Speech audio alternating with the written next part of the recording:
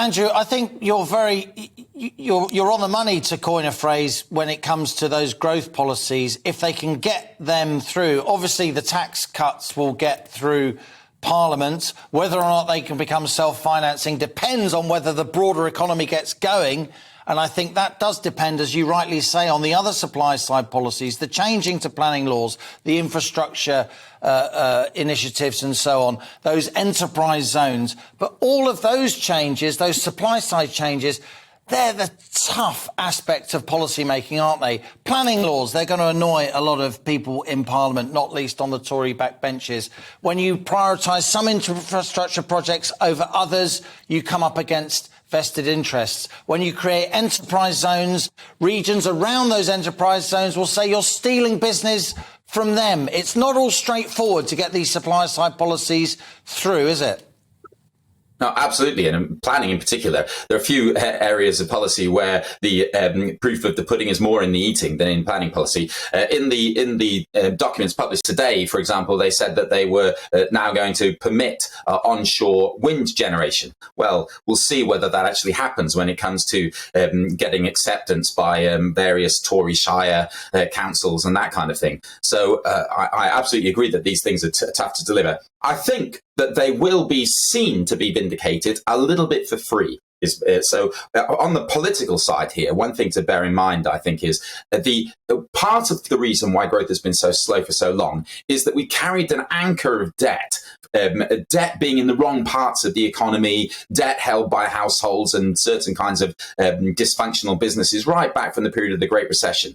And the period of inflation that we're going through will erode some of that debt away. It should reduce the burden of that. And that should allow a little bit of faster economic growth just by itself. We'll also get, hopefully, by the time of the next general election, the Russia-Ukraine war will be over and we'll start getting some recovery as energy prices normalize internationally. Even if we don't, we'll probably have had some adjustment through more green energy and that kind of thing by then. And we'll also get further recovery as we have our post-COVID adjustments. Maybe we'll also have some new technologies coming online. So I think we should be reasonably optimistic that growth would accelerate even were it not for the Truss's policies. So she's, I think, kind of picked a good moment to have this as her agenda because she will get a bit for free and she'll be able to claim. I think some of her policies are likely to give her a bit extra as well. But even if they don't give her very much, she'll be seen to be vindicated because I think growth will, in fact, accelerate.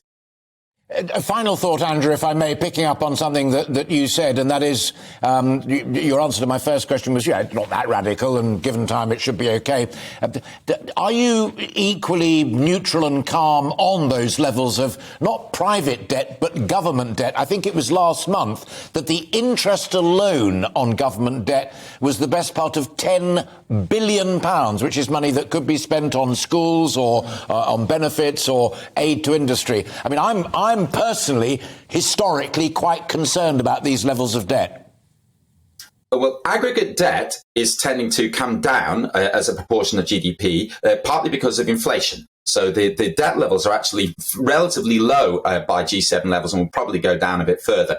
Depends on the energy price package, really. I mean, the international energy prices are so volatile that it could go one way or another. But they'll probably come down a bit through inflation.